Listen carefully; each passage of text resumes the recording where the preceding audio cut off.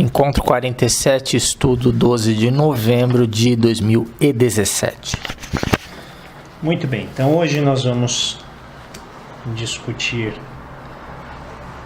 trechos, partes do livro Ansiedade, do Augusto Cury. Subtítulo: Como enfrentar o mal do século, a síndrome do pensamento acelerado.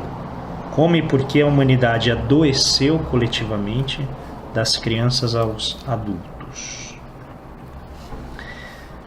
Bom, esse é um livro bem curtinho do Augusto Cury, em que ele, na verdade, ele faz um resumo das contribuições que ele vem dando em outros livros, e ele vai focar um aspecto da ansiedade para justamente mostrar as aplicações da teoria que ele desenvolve. Vou mencionar daqui a pouco com mais detalhe.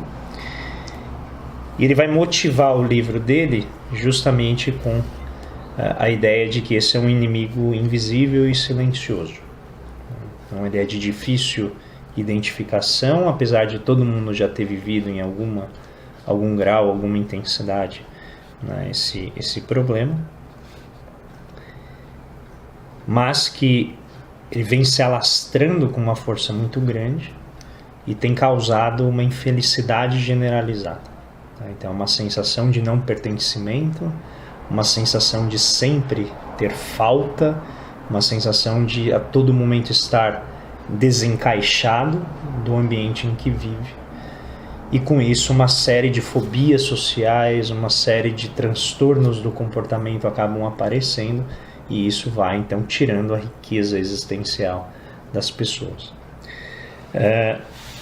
Então o problema dele, na verdade, e aqui eu já pulo uma parte inicial do livro, que é a introdução, é ele relatando, na verdade, todos os sintomas de infelicidade que graçam pela sociedade, principalmente o nosso apego aos meios de comunicação, aos aparelhos, dispositivos, celular, computador, internet, como a gente acaba terceirizando a nossa vida para instrumentos que vão, de alguma maneira, nos dar uma sensação de identidade. Então, o que eu vou apresentar aqui é, na verdade, um breve resumo de algumas partes em que ele fala especificamente do transtorno da ansiedade e de alguns comportamentos que a gente acaba tendo, e a parte de como lidar com isso, evidentemente eu não consigo tratar nessa aula, senão isso tornaria uma aula muito extensa. Por outro lado, eu não acho que aquilo que ele oferece aqui, primeiro, seja muita novidade. Não acho que... Depois a gente conversa, mas eu não acho que o que ele oferece é muita novidade. Eu até fiquei bastante frustrado no final, achei que ele fosse dar caminhos mais densos, mais profundos, mas ele oferece aquilo que a gente já discute aqui. Então eu acho que a minha frustração, ela não é negativa, ao contrário, é um elogio exatamente ao programa de estudos que a gente vem conduzindo aqui. Eu acho que a gente está sintonizado com outras pessoas que estão estudando os problemas que a gente estuda, só que de uma perspectiva diferente. Então, em outras palavras, estamos todos falando a mesma língua, só que ele enquadra e analisa o problema da ansiedade, eu acho que de uma maneira diferente, e que eu entendo ser muito, muito rica, e por isso que eu quis vir trazer e compartilhar com vocês. Bom, então ele define a causa do transtorno de ansiedade como um resultado, ou na verdade, a síndrome do pensamento acelerado. Então ele fala que a síndrome do pensamento acelerado é a manifestação recorrente e sistemática que leva a quadros de ansiedade. Então, o efeito dessa síndrome do pensamento acelerado, de a todo momento você está pensando em coisas que você tem que fazer, de coisas que você queria fazer, ou de lugares que você vai, música que você tem que ouvir, coisas que você tem para provar, a todo momento você está pensando em alguma coisa. Ele disse que o efeito disso é a retração de duas funções vitais para o aprimoramento social, profissional e afetivo. Então, você retrai essas duas funções vitais. A primeira delas, a empatia. Então, quando você está sob a influência dessa síndrome, você está tão focado em si próprio e nas suas deficiências e insuficiências que você, então, deixa perecer a função vital da empatia. E também a atividade, a função de pensar antes de agir. Essa é a segunda? Então você se torna reativo, né, de maneira impulsiva, e você perde também a empatia. Aí ele adiciona que essa síndrome do pensamento acelerado, que ele define como SPA, ela dificulta então o processo de elaboração de ideias, dificulta a elaboração da experiência e, por fim, dificulta também o desenvolvimento da complexa função da inteligência. Então a própria experiência, isso eu acho interessante, né? Dentro desse quadro. Você vive as coisas, mas você não consegue significar ou ressignificar a sua vida após ter experimentado algo. Então você começa a vivenciar as coisas de uma maneira sempre esperar a próxima.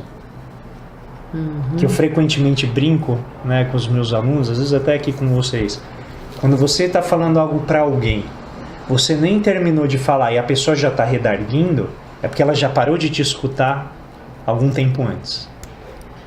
Então, no momento em que você está comunicando, a pessoa ela já saiu daquela conversa, ela já engrenou em outro plano, justamente porque o pensamento dela pegou uma pista e pá! Assim que você termina, antes de você terminar, ela já está te devolvendo algo e ela nem escutou até o fim. Nós fazemos isso, todos nós aqui, não tem moralismo, tá, pessoal? Todo mundo é presa dessa síndrome do pensamento acelerado, uns mais que outros, evidentemente. Então, frequentemente com os meus alunos, eu estou falando, eles me interrompem e falam assim, peraí, repete o que eu acabei de dizer. Não lembro. Eu falei, exatamente.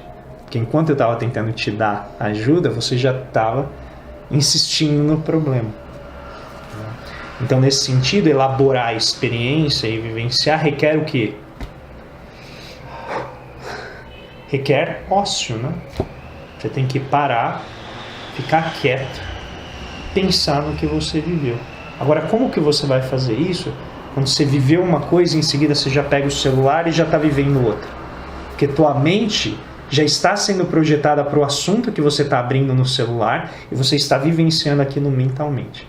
Com efeitos, né, afetivos e corporais, inclusive. Né? Então a gente está aqui no meio, você vê uma notícia ruim que te afeta emocionalmente, pronto, você parou de viver essa reunião. Você já está vivendo essa outra realidade. Que isso vai nos levar ao aspecto das janelas. Parênteses, só para aproveitar o gancho, é mais ou menos isso que o Cortella fala quando ele fala da necessidade de desocupação. Isso, é o necessidade ócio. do ócio. É o ócio. Isso. É a necessidade da desocupação, de você para, né, e desocupa, né? A necessidade do ócio mesmo. Pode pegar. Ir à missa ao domingo, fazer a nossa reunião, ir ao parque e ficar sentado, sentar à beira de um lago, encontrar uns amigos, sei lá, para ficar junto, jogar baralho, jogar bola. O que é isso? Sair de tudo.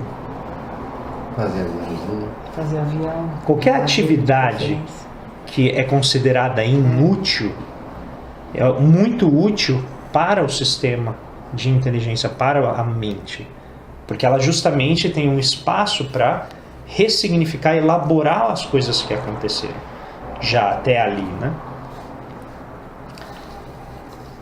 Muito bem, aí ele coloca o seguinte: existe uma incompreensão na visão dele sobre a formação do pensamento. Então ele tem toda uma teoria, nesse livro ele vai bem rapidinho, bem superficial sobre a teoria, porque o foco dele é a aplicação sobre o problema da ansiedade. Então ele diz que o pensamento ele é construído de forma multifocal. Então existe um aspecto do pensamento que é formado de maneira consciente, e esse é o que a gente já trabalha normalmente. E existe uma outra parte que é formada de maneira inconsciente. Então a parte consciente, a psicologia já ajuda bastante, a pedagogia já ensina, a neurologia então vai mais além, mas ele quer se concentrar na parte inconsciente. E aí, para revelar essa multifocalidade, ele coloca 3 conceitos que são os conceitos que eu gostaria de analisar com vocês aqui. Então, o primeiro deles é o gatilho da memória. Desculpa, isso tanto para o consciente quanto para o inconsciente? Não, isso é para o inconsciente. Ele vai falar do inconsciente. Do inconsciente. Porque, só para ver se eu entendi, porque na construção consciente você já tem o auxílio das outras ciências, é isso? Dos outros Não, é apoios. que ele fala assim, o consciente, a gente primeiro consegue entender, quer ver, ó, se eu falar para você, se eu colocar qualquer coisa para você, por exemplo, você gostaria de beber água? Você conscientemente consegue decidir isso, certo? Sim. Agora eu falo assim, não pense num elefante com bolinhas amarelas. Essa é a parte do inconsciente. Então, como que você responde aos sentidos? Então, ele diz, o consciente em si, a gente já está elaborando, a gente já tem uma atuação direta. A preocupação dele é qual a parte dos seus pensamentos que você não controla. Que é, no caso, o inconsciente. Que é o inconsciente. Tá. Os pensamentos... Ok. Então, até depois, se a Fefe quiser comentar a experiência dela com meditação, eu acho que é bem rico porque ajuda muito a entender o inconsciente. Porque a meditação, ela te força a tentar disciplinar os pensamentos, não na natureza dos pensamentos, mas na cadência e na ocorrência deles. E aí é, assim, quase impossível você conseguir calar os pensamentos. E é isso que ele está dizendo, você não escolhe o que você pensa. De repente, pá, aparece.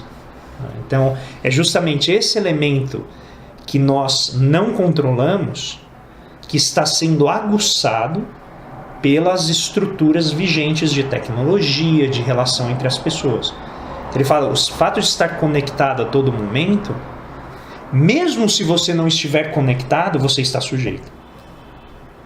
Porque todo mundo está. Então você acaba recebendo aquela informação de várias maneiras, até pela rapidez com que as pessoas conversam hoje, com que elas interagem. Isso acaba afetando e tornando vítima, direto ou indiretamente, todo mundo que está envolvido nessa rede. Né? Então, os 3 conceitos que ele vai analisar do aspecto inconsciente da construção do pensamento são o gatilho da memória, que se associa muito ao que a gente vem estudando em comunicação não violenta, na questão do gatilho. Lembra a ideia de separar o que é o gatilho do seu sentimento daquilo que é a causa, efetivamente. Depois, o fenômeno do alto fluxo. Tudo junto. É tudo junto? É. E, por fim, as janelas na memória. Da memória? Eu sei, Se você quiser complementar. Tá, é que ele dá muito exemplo. Tudo que ele fala, ele dá uma série de exemplos. Janelas da memória ou na memória? Dá.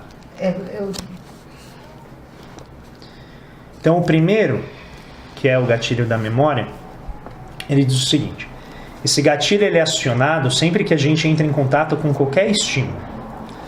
Então, por exemplo, se você deita no sofá e põe o cobertor, em geral muitas pessoas têm aquele hábito, por exemplo, de roçar a cabeça, assim, que isso está associado a experiências muito, muito, muito iniciais da sua maternidade, na sua infância, com a sua mãe, né, que é aquela sensação de conforto e tal. Então, quando você tem esse contato, você aciona aspectos da sua memória que você nem controla, é direto, você tem aquela sensação. Então você pode ter esses estímulos extrapsíquicos, são esses, no caso, por exemplo, sentir o cheiro e falar, nossa, que cheirinho de comida de mãe, né? Tem os intrapsíquicos, então são as fantasias, pensamentos, imagens mentais, desejos, emoções. E tem os estímulos orgânicos, que podem ser associados, por exemplo, a drogas, né? a drogas psicoativas, você tem psicotrópicos, né, que alteram a percepção psíquica. Então, os extrapsíquicos, intrapsíquicos e os orgânicos, eles vão gerar reações na nossa mente, no nosso cérebro, e a gente vai acionar exatamente todo o cabedal, todo o histórico de experiências que a gente tem, que vão corresponder a este estímulo. Extrapsíquico. Intrapsíquico. O outro eu peguei. E orgânico. O intrapsíquico está associado muito à neurose. Então, por exemplo, um amigo meu deu um dia um exemplo fantástico, baseado na visão que ele tem de mim. Então ele falou assim, se eu e o André a gente chegar num bar e uma mulher bonita rir na nossa direção, eu vou falar, ela está tirando sarro de mim. O André possivelmente vai falar, ela está interessada em mim. Porque o que é isso? Aciona exatamente fantasia, desejo, emoção e como você interage com isso. Então a neurose, pela leitura aqui do Augusto Cury, é como você, a partir de um estímulo, interpreta de acordo com as suas percepções de você mesmo. Então, se você acha que você é o todo-poderoso, a sua única interpretação possível num caso desse vai ser que a mulher tem desejo por você. Se você é cheio de medo, na visão dele, se você é cheio de medo, tudo, você vai falar, não, ela está tirando sarro de mim, por que ela teria qualquer interesse em mim? Então esse é um intrapsíquico, é uma fantasia, uma percepção que ele tem sobre ele mesmo. Mas novamente, aciona essa janela, né? Aciona e tem esse gatilho que vai acionar essa leitura específica que ele faz da situação. Então ele chama esse gatilho como um mecanismo automático de interpretação imediata e consciência instantânea. Então é imediato, você não escolhe, já fez isso. E aí vem o ponto, esse gatilho ele vai acionar milhares de janelas na memória. E essas janelas que vão nos ajudar a interpretar os fenômenos que os estímulos estão trazendo. Que foi exatamente esse caso aqui que eu ofereci.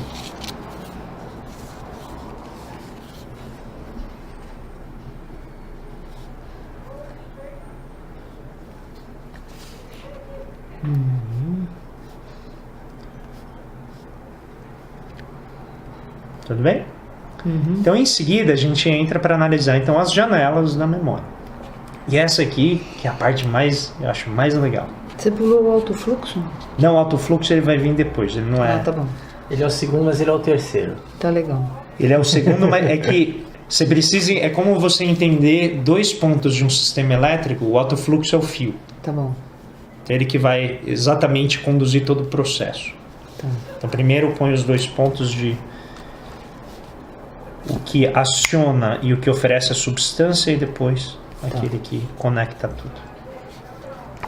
Então as janelas da memória são as áreas de leitura da memória, isso é como ele define, num determinado momento existencial. Então é como o seu HD, tá? Então o que você tem guardado, todos os arquivinhos você tem guardado lá. Então pensem, após essa reunião, existencialmente vocês serão diferentes. Porque vocês vão ter outro conceito para interpretar tudo aquilo que vocês viveram. Então a gente está inserindo na estrutura mental de vocês um conceito novo. Em qualquer sistema de rede, todo elemento novo se torna o centro dessa rede. Porque ele reconfigura e ressignifica todas as outras conexões. Então esse é um novo momento existencial, supondo que vocês assimilem isso e reinterpretem a vida de vocês inteira. A partir do momento que você colocou isso e criou todo um momento existencial, a interpretação que vocês vão fazer de tudo o que aconteceu na vida de vocês muda. Muda tudo. Isso, é isso que ele está dizendo por momento existencial. Tá. Então é como você enxerga a vida. Antes de a gente chegar no espiritismo, na Umbanda, onde quer que seja, a gente via a vida de uma maneira. Hoje... eu imagino, pelo que eu conheço da gente, nós temos um pouquinho mais de paz, porque a gente interpreta de uma maneira diferente. Sim. Esse, então, é um momento existencial. Tá.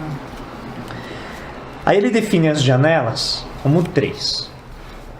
Então, a primeira, vou começar pela mais insossa, que é a janela neutra. A janela neutra perfaz grande parte dos movimentos, né, de funcionamento do cérebro. Ela simplesmente interpreta de acordo com os arquivos bem objetivos que você tem. Então você vê um carro, ele é verde. Você fala, beleza, na minha memória isso aqui é a cor verde. Olhei pro seu Zé, vi lá, o seu Zé não tem cabelo. Aí eu vou lá e aciono a palavra, ele é careca. Os óculos dele são pretos. É neutro, entendeu? É uma interpretação objetiva. Isso, ela não tem qualquer carga emocional, qualquer efeito mais substancial em termos do significado da sua existência. Tá. Então ele coloca reflete grande parte, né, das nossas atividades de simples interpretação dos objetos e fenômenos. Aí eu vou começar pela mais triste, que são as janelas killer. Que ele usa inclusive o nome em inglês, porque a teoria dele foi usada em vários outros países. Tá? Killer. Killer, de assassino. Igual serial killer. Das janelas killer é o que eu gosto de chamar das trevas. É quando você fica preso num filme que vai passando na sua cabeça, que reforça todas as suas fraquezas. Então, suas fraquezas ganham proeminência. São memórias. São janelas, né? Então, por exemplo, ocorreu um evento com você. Por exemplo, vamos pegar um caso bem árduo de um assaltante quando ele te defronta, quando ele te confronta. A maioria das pessoas tem qual reação? Paralisa. Por quê? No momento que o cara mostra a arma, o cara pode não ter feito nada, o assaltante ele não fez nada, ele só falou assim, olha, tô com a arma, fica tranquilo. Nesse momento, o que começa a passar na sua mente? Todo o filme dos seus medos e o medo da morte. Ele vai sacar a arma e atirar. Aí você acessa essas janelas e elas ficam passando o filme. Então o que a janela faz? Como ele próprio definiu aqui. Dificulta o processo de elaboração de ideias, de experiência e de como essa função complexa da inteligência pode te ajudar. Você fica parado, você não sabe o que fazer, você não consegue encontrar alternativa, você fica bloqueado. E aí, por fim, tem a janela light, que reflete a noção de luz.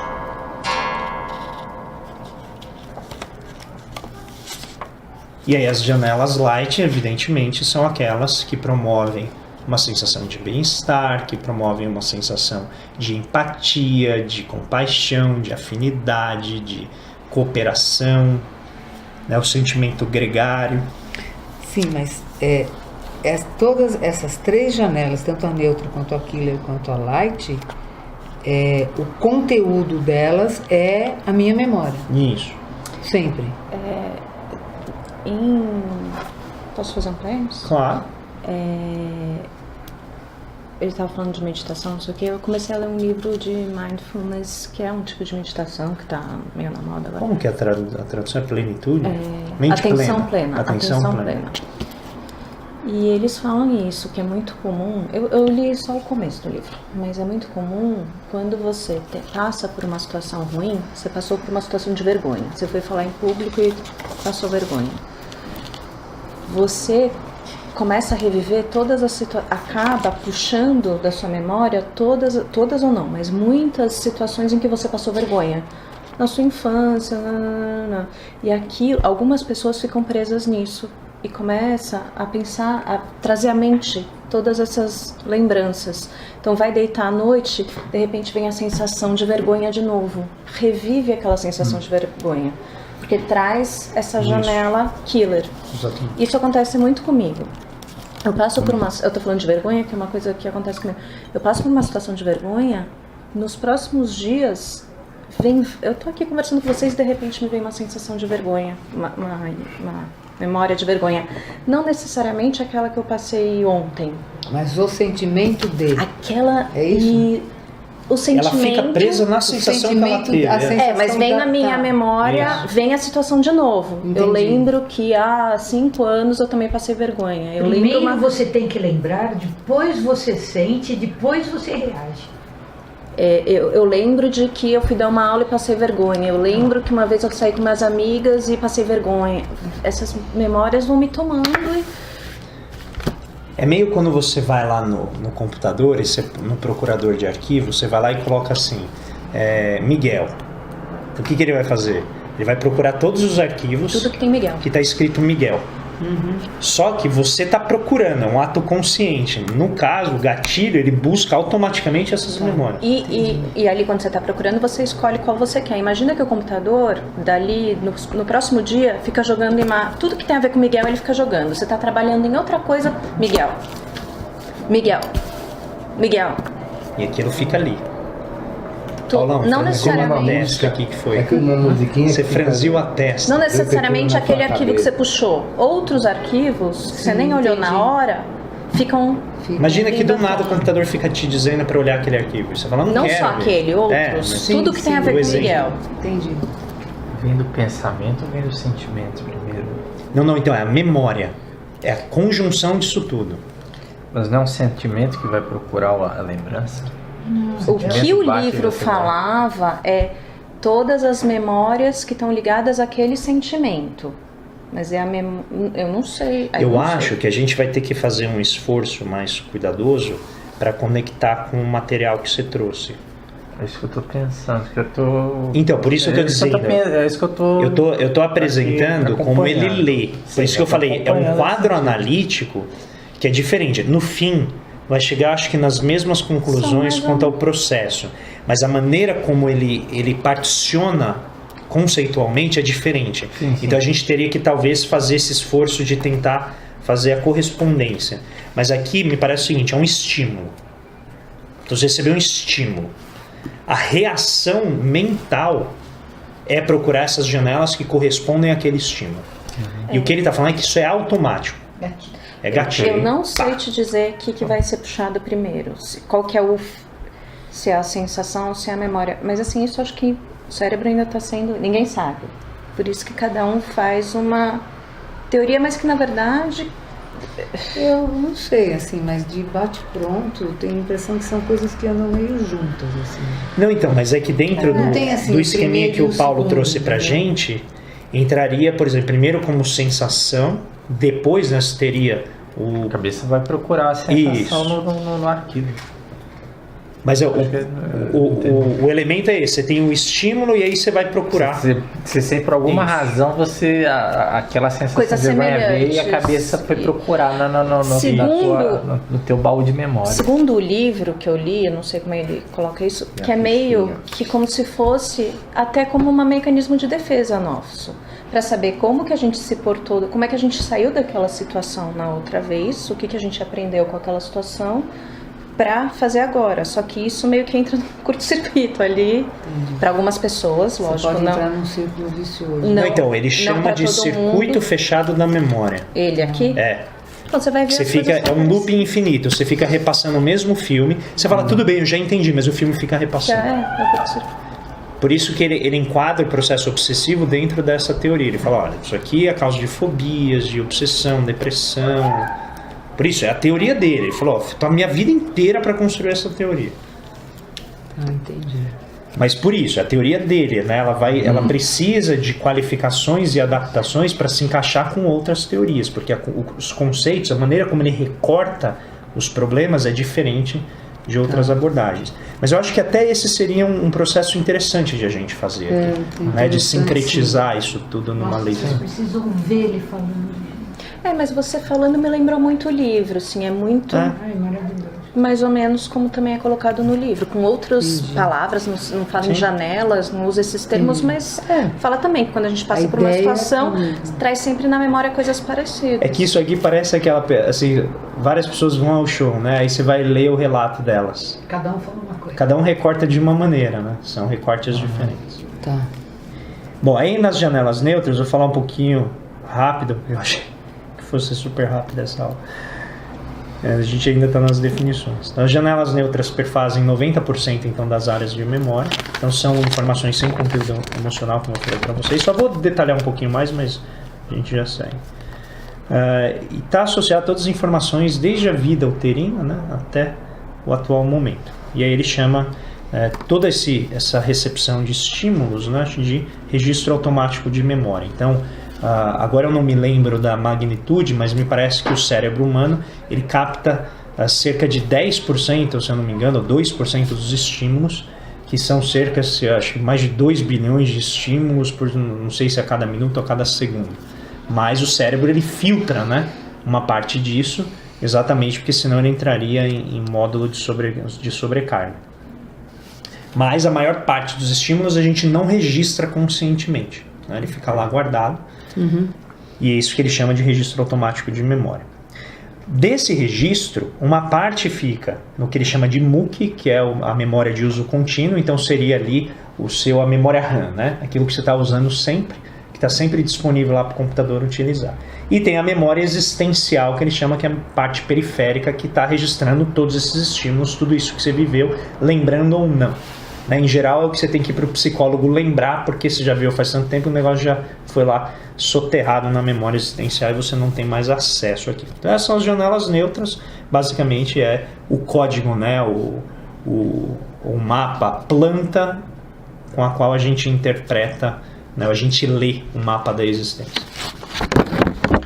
Depois as janelas killer, essas aqui são realmente matadoras, então tem um conteúdo emocional e geralmente associado a angústia, fobia, tensão, depressão, compulsão. Então ele chama de janelas traumáticas, tá? Ou zonas de conflito. Então essas são as áreas que geralmente, né, afetam a frequência cardíaca, faz com que você acione todos o sistema parasimpático. Não, simpático, que é o que agita as coisas, simpático. É o simpático. Simpático é pronto para é isso, é zona de conflito. Você está tenso lá, soltando cortisol no seu organismo porque você acha que você vai precisar e na verdade você está vivendo aquele inferno sozinho, não tem nenhuma ameaça, nenhum predador que vai te pegar, mas você está ali vivenciando aquilo como se tivesse, né? A pessoa tímida, né? Quando ela entra no ambiente, a impressão é que tem um monte de predador ali e ela precisa fugir, então o corpo dela reage intensamente. E ele disse que quando essas janelas são acionadas, elas assassinam, por isso o nome é killer, o acesso à leitura de inúmeras outras janelas da memória. Então isso é típico de pessoas que têm fobia de palco, né? De falar em público. Então às vezes a pessoa é super inteligente, mas ela chega no palco, o que acontece? Branco. Dá o chamado branco. Então você tem várias soluções possíveis, por exemplo, para uma situação, mas às vezes você está bloqueado naquele circuito e você não consegue pensar nas alternativas. Por isso que às vezes é bom você ir conversar com alguém que não está envolvido, né? Porque aquela pessoa tem uma visão mais inteligente, ela não está fechada naquele circuito de janelas que estão assassinando essas possibilidades. E aí quando você inconscientemente aciona essas janelas, você bloqueia então o acesso, segundo ele, a respostas inteligentes, né, em situações de estresse. Muito bem. Aí ele define então que essas janelas controlam, amordaçam e asfixiam a liderança do eu consciente e geram os seguintes sintomas: mau humor, são muitos, tá? Depois eu posso passar para vocês. Ciúme, inveja, raiva, pessimismo, impulsividade, alienação, fobias, excesso de autoconfiança e dependência.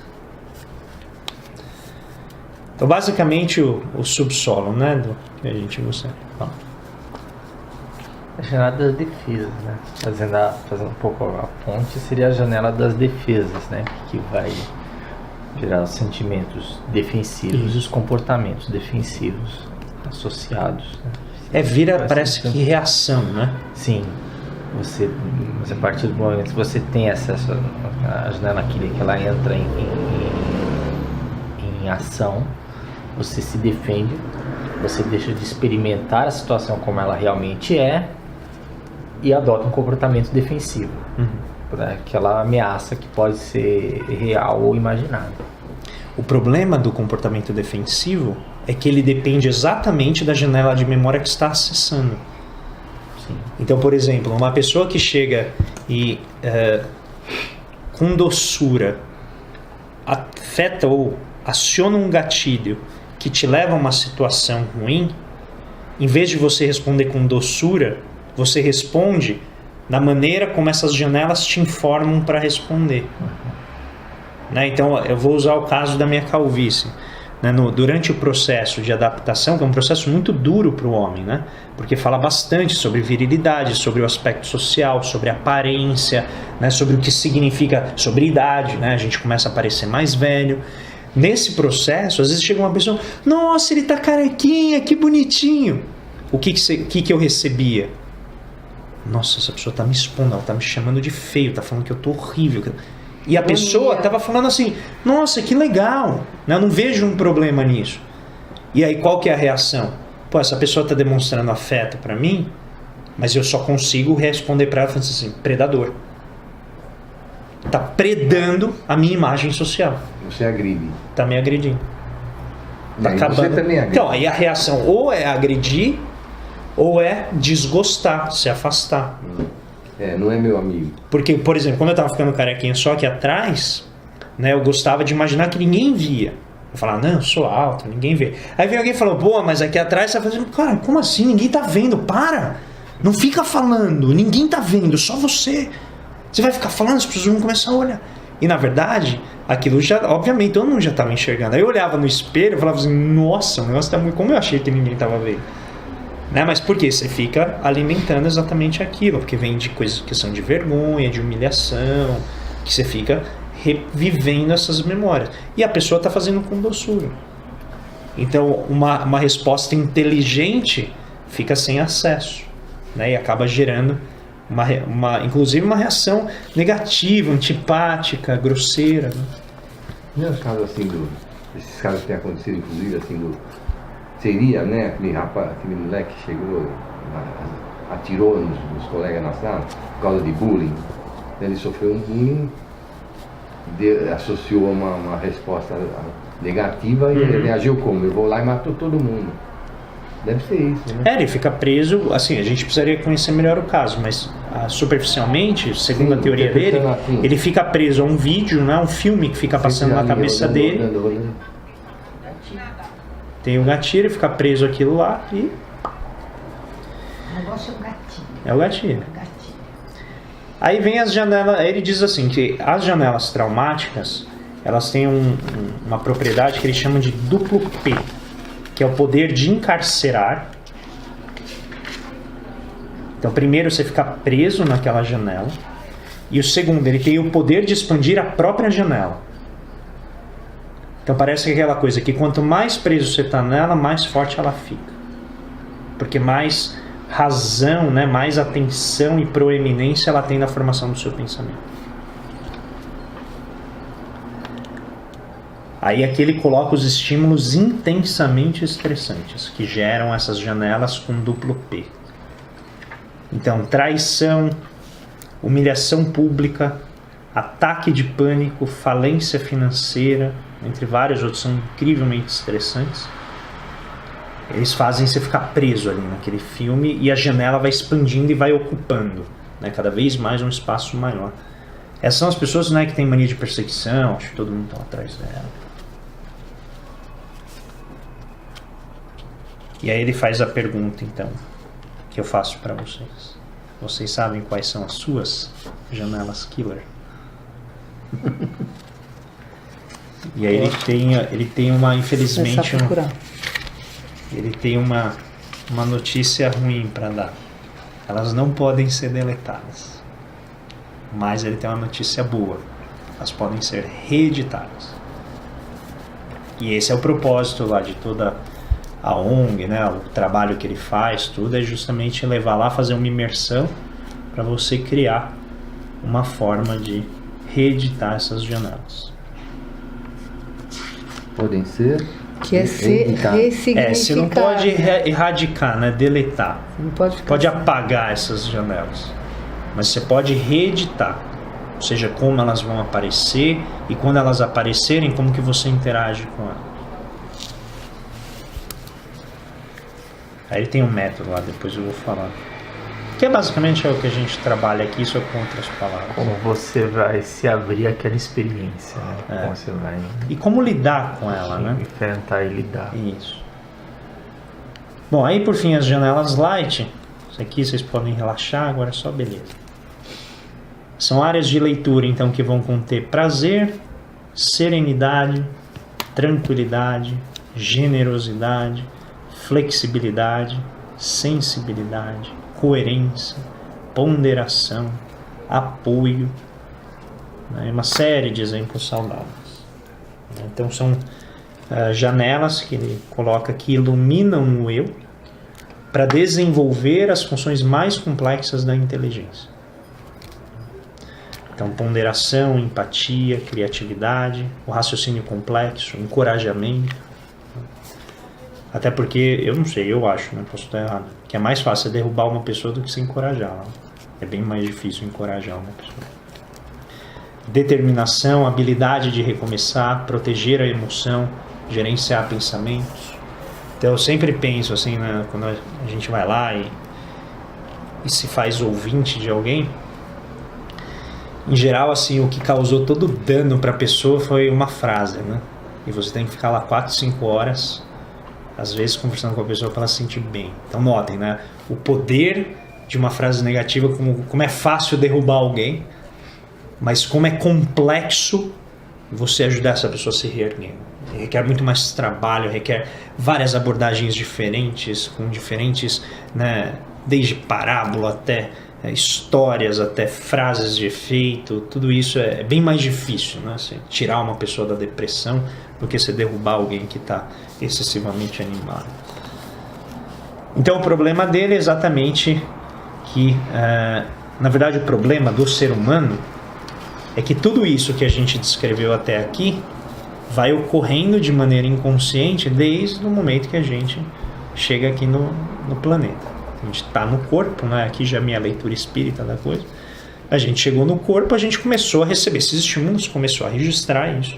E aí quando a gente se dá conta de que a gente é um ser humano único, com vários problemas, com várias questões, o negócio todo já está montado. Então todas essas janelas já estão formadas. E por isso a má notícia, né, de que a gente não consegue deletar. E aí sim ele então coloca que a gente só consegue filtrar esses estímulos estressantes por meio dessas janelas que a gente já tem.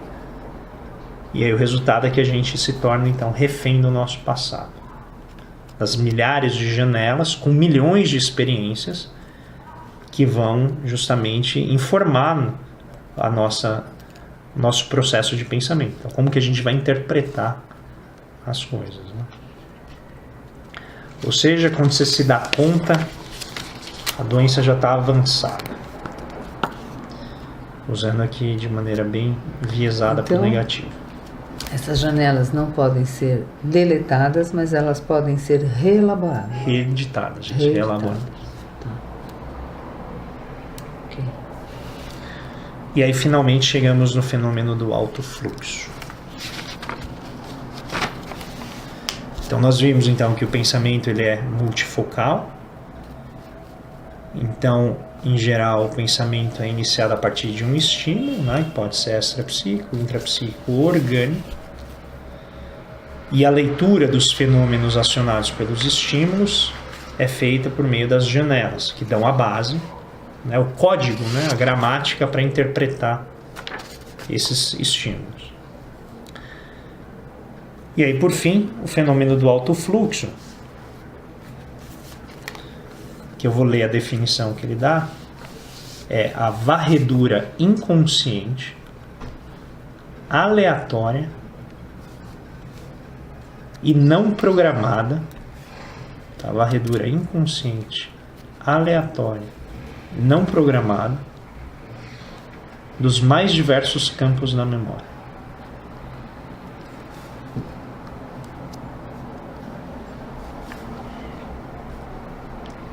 E é exatamente essa varredura que vai produzir pensamentos, imagens mentais, ideias, fantasias, desejos e emoções.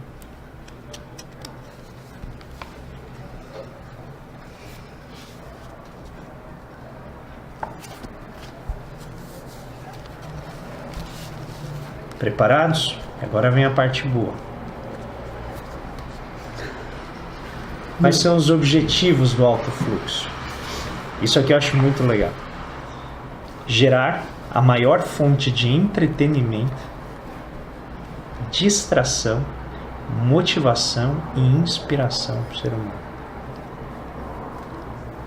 Legal, hein? Repete aí. Inspiração? Gerar. Tem dois objetivos. São dois, né? Dois. Primeiro é gerar a maior fonte de entretenimento, distração, motivação e inspiração. Doido isso, né?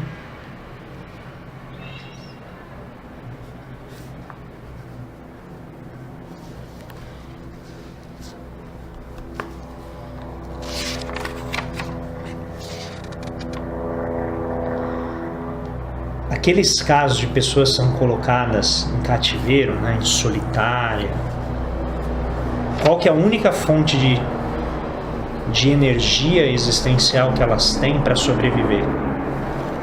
O que elas já têm guardado. Então pensar na família, né, a religiosidade, você imaginar, por exemplo, tem muita gente que vive com a imagem do Jardim do Éden e fica imaginando como é o Jardim do Éden, o paraíso. Então quando a gente fala de Deus, as pessoas já têm toda uma narrativa na cabeça delas. O que é Deus, o que é o céu. Por isso que história tem um poder tão forte, né? Quando você vai contar a história de alguém. Porque aquele gatilho te anima as suas experiências e você pega aquilo que você viveu, o que você gostaria de viver e você faz um filme. E isso só é possível porque você tem essas janelas. Então, quando a gente vê algo que é absolutamente estranho à nossa experiência, por exemplo, alguém pensou algo que você nunca seria capaz de pensar, aquilo causa um certo transtorno, uma reação meio esquisita de não pertencimento, né, de alienação do outro. Porque você não está acessando as suas janelas de memória, você não consegue reconhecer o que é aquilo. Tantos já notaram que todos os alienígenas têm formato de corpo humano? Raramente, né? Você pensa o alienígena como um bichinho microscópico. Como eles falam, assim, tem muito alienígena aqui, mas tudo você nem vê. Você geralmente pensa, ele tem braço, ele tem perna, ele voa, ele vem numa nave. E o que é a nave? A nave é um instrumento que tem asas. Quem tem asa? O pássaro, que é o que você registra. Então, esse alto fluxo é exatamente esse filme que fica constantemente passando. Eu fico imaginando que filme está passando na cabeça de vocês agora.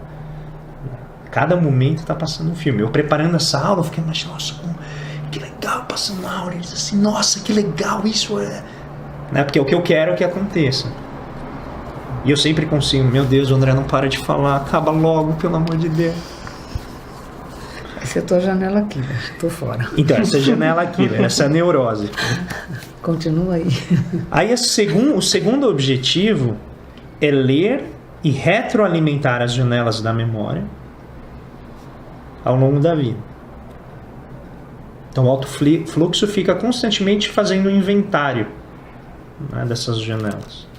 Por isso que às vezes você é assaltado, né, por um pensamento que não tem nada a ver com o contexto que você está vivendo, e vem ali aquela memória e você fala, nossa, hoje do nada eu estava lembrando daquela pessoa, daquela situação que a gente estava vivendo, porque de alguma maneira, né, essa varredura significou aquele evento, aquela memória no momento que você está vivendo, no momento existencial.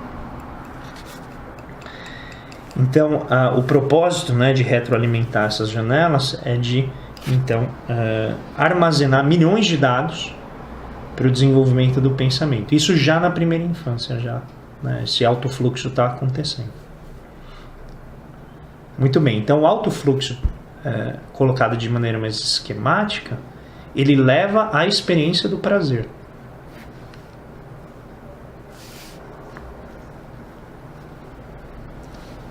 E aí ele define como a mola mestra da movimentação do psiquismo.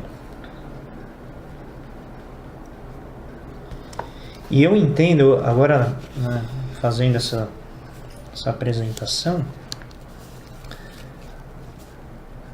é isso que causa a grande frustração de expectativas e realidade, né?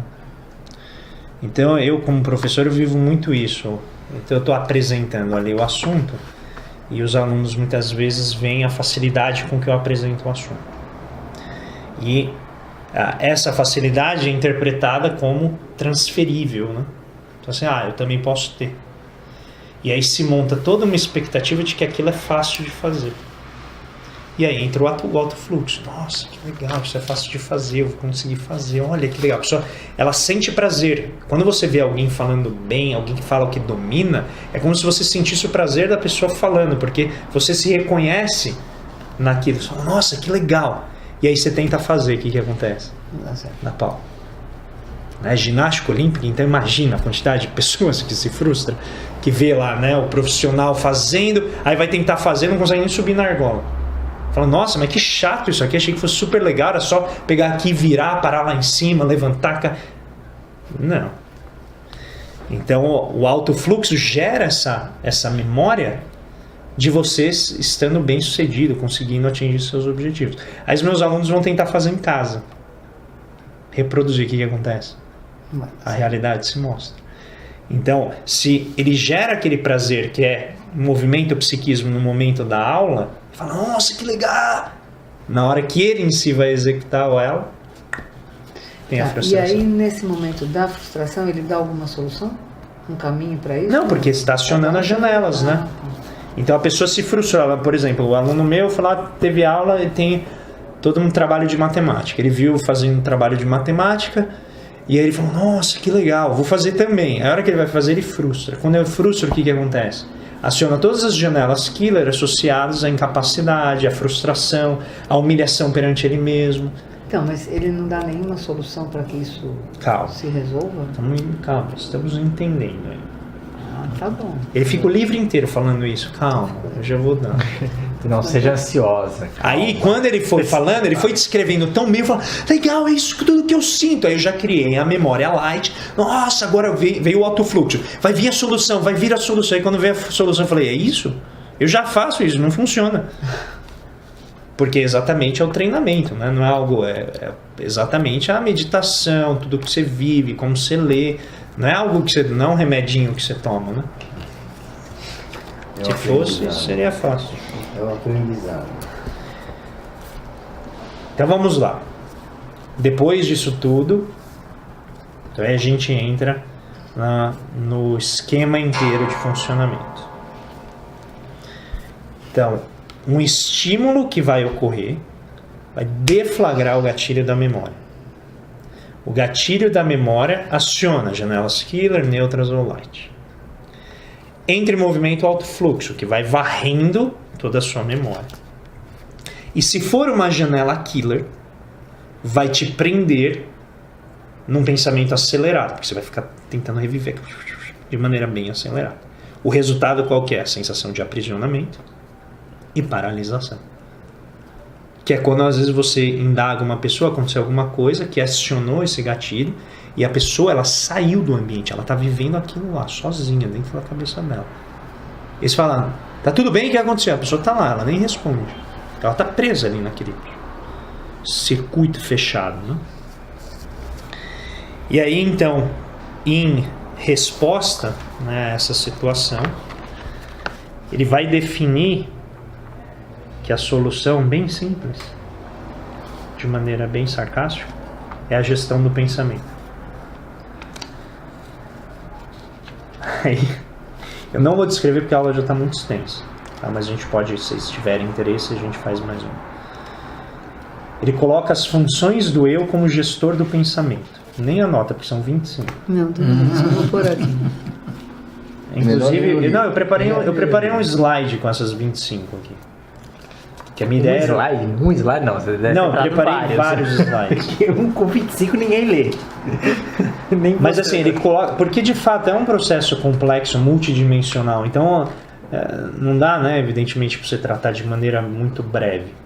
Mas eu vou pegar algumas, assim, a esmo, para vocês entenderem. Então, autoconhecer, mapear suas mazelas psíquicas e superar a necessidade neurótica de ser perfeito. Então, dentro da teoria dele, o que é a neurose? A neurose é você alimentar determinada janela sempre que um determinado evento ocorre. Então, ocorreu esse evento, você aciona sempre de maneira inconsciente as mesmas janelas de interpretação. Então, a primeira coisa que ele sugere, qual que é? Critique. Veio o pensamento, você critica esse pensamento. Mas por que eu estou interpretando dessa maneira? Não necessariamente é isso. Esse é o primeiro passo. Mas, mano, assim, faltaria muito. Talvez fosse coisa de parte. Não, eu só quero dar um exemplo para não deixar vocês no ar, no sentido de não ter o que fazer, entendeu? Mas aqui ele coloca 25 situações ou posições do eu que podem lidar com essas questões. A primeira é o autoconhecimento. Isso, porque se você conhece, sim, né, você consegue, pelo menos, por exemplo, se tem que as pessoas envolvidas, falam assim, olha, não repara, eu sempre reajo assim, não tem nada a ver com você. E acho que tem aquela questão de você separar, que a gente já conversa aqui, separar o gatilho do real motivo, você não descontar no outro uma coisa que você está acessando, de uma coisa que você vivenciou lá atrás e está relembrando. Então, uma das funções da meditação é evitar esse circuito fechado. Tá. Então vem esse pensamento, com a meditação você consegue evitar que ele se retroalimente. Entendi. E essa necessidade, que é esse primeiro que ele fala, necessidade de ser perfeito, ele te coloca então sempre nesse circuito fechado de imperfeição. Porque você fica realimentando exatamente a culpa, né? O ressentimento por não ser perfeito. E aí você não consegue dar a resposta adequada ao estímulo. A resposta é inteligente, na verdade, não adequada, mas é inteligente. Porque mesmo usando o máximo da sua inteligência, você pode não dar a resposta adequada. Né? Então você vai adequar a inteligência que você tem. Né? Então eu acho que vale a pena, talvez, eu sugiro a gente retornar. E aí a conclusão desse livro eu dou então na próxima aula, que é a gestão do pensamento, que são as 25 funções vitais, e depois ele coloca os tipos de eu que existem. Então, como que você aciona e usa esses diferentes eus que você tem dentro de você para lidar com o fenômeno do alto fluxo.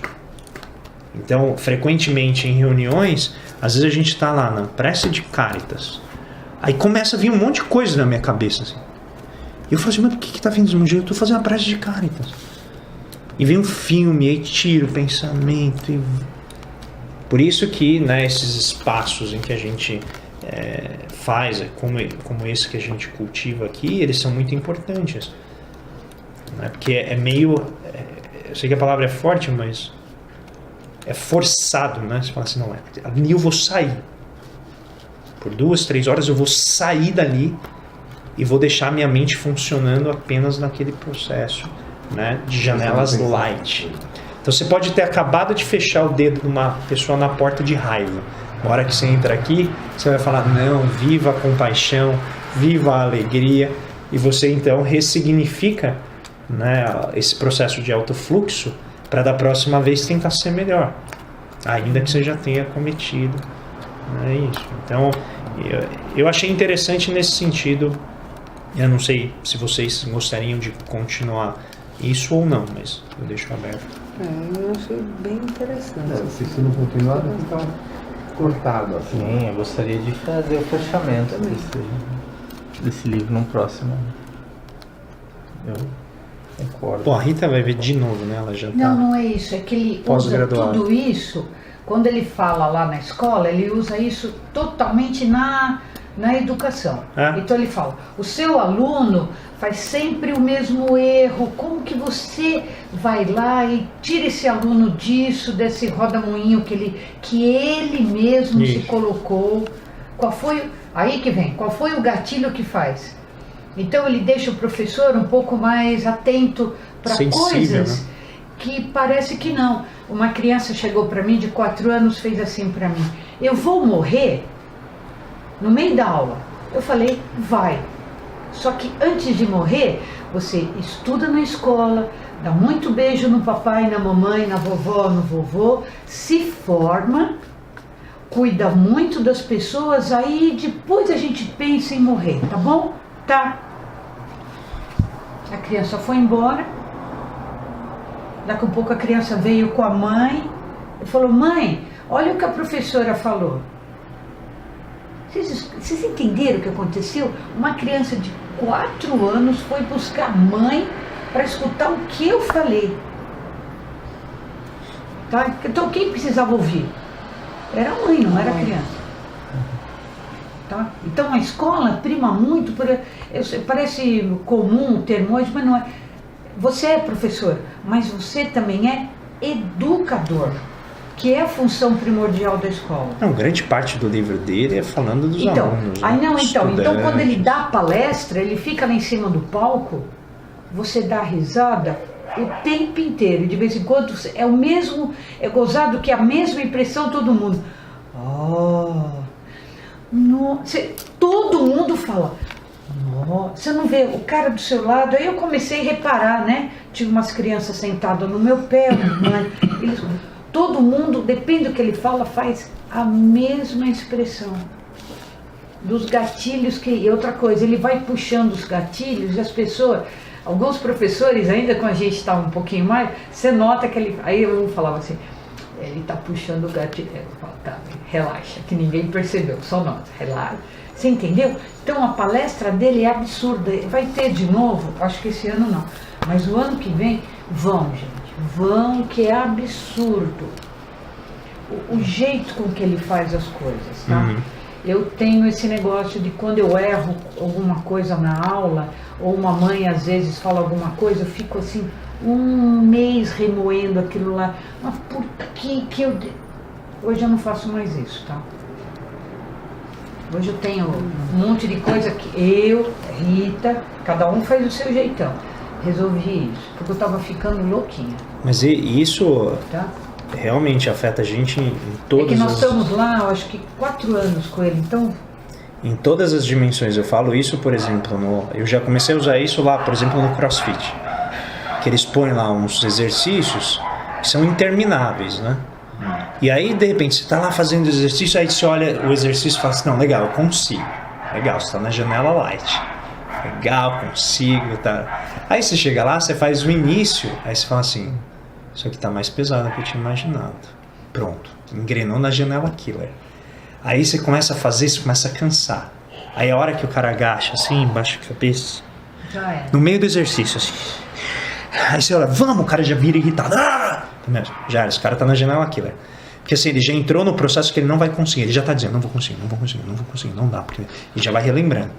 E aí você tem que ir lá e tirar o sujeito de lá. Não, fica aí, eu vou conseguir. Você começa a dar o exemplo, o cara vai levantando. Aí de repente ele vê que ele consegue, ele sai das trevas. Aí ele aciona de novo a janela que faz com que ele vá. Por isso que muito, se você pega toda a parte de esporte, é muito mental. Como que você ensina o atleta a administrar o mental? Porque o corpo dele consegue fazer, o problema está na cabine de comando. No meio do movimento ali, ele erra. Um exemplo disso, o César Cielo. Ele foi fazer uma competição, ele era o favorito para ganhar os 50 metros livre. O Michael Phelps foi uma prova antes e ele cometeu um erro lá, não lembro o que aconteceu. Ele quase perdeu, assim, por coisa de milésimos de segundo ele ganhou. Aí ele chegou para o Cielo e falou assim, olha, você vai amarelar que nem eu amarelei? Presta atenção. Porque a diferença é tão pequena, né, dada o potencial de todos os competidores, que qualquer errinho ali, acabou. Sim. E qual que é a ideia? Não amarele, ou seja, no momento da prova você tem que acionar só janela light, janela que faz com que você acione todos os músculos do seu corpo de maneira inconsciente. Porque se no momento você entrar na vibração lá do fracasso, acabou. Que é o que acontece mesmo de ginástica olímpica, né? Ele tem que estar ali completamente na janela lá, porque qualquer errinho ali pode ser a diferença entre andar e não andar. Ele não pode ter naquele momento a janela killer funcionando. Então você começa a ver em várias situações de irritação, de entrincheiramento, né, que você começa a lidar defensivamente com as pessoas, que está funcionando só aquele filme traumático, horripilante, que você não quero, e você não consegue sair. As mães reclamavam que as crianças, quando eu falava que a ginástica artística era de médio a longo prazo, o pessoal não entendia. Aí eu convidei as mães a virem fazer aula. Bom, elas não saíram do aquecimento, já estava tudo torto, danado, elas entenderam. Aí eu fiz uma coisa chamada aulão. Eu explicava como eu ensinava uma criança a fazer uma estrela, e depois da estrela vem rodante, e depois da rodante vem blá blá blá blá. Então, como é que você pega o aluno, que nem o Zanetti, vai lá na argola, e chega um dia que ele descobre que se ele abrir a mão, ele consegue o mesmo equilíbrio e tal. Quem foi que descobriu? Foi ele, não foi o técnico, foi ele que fez sozinho. Tá? Então, como é que você pega o moleque e vai fazendo? Depois que eu fiz a aula com as mães, nenhuma mãe falou que mais que a minha filha não faz, ela é fraca, ou ela... Ah, não, mas a minha filha não se concentra. Meu, Né? É mais concentrado que fazer ginástica artística. Entendeu? Então depois que você muda os gatilhos, que a minha ideia agora que eu estou fazendo é isso, eu mudo os gatilhos. Quando eu vejo que eu estou insatisfeito, eu falei, então as crianças já ficaram insatisfeitas há 3 aulas atrás e eu não percebi, entendeu? Então eu já mudei tudo. Não, agora, por causa desse tipo de coisa, porque eu fazia isso comigo e não quero que as crianças façam com elas. Isto é, eu dou um bom exemplo, né? É a situação do filme que a gente falou, Os Escritores da Liberdade, onde ela pega uma situação de conflito e faz com que o outro, o agressor, viva a situação de conflito que ele está gerando. Assistam esse filme com carinho. É sensacional. Pode deixar. Tudo bem. Bom.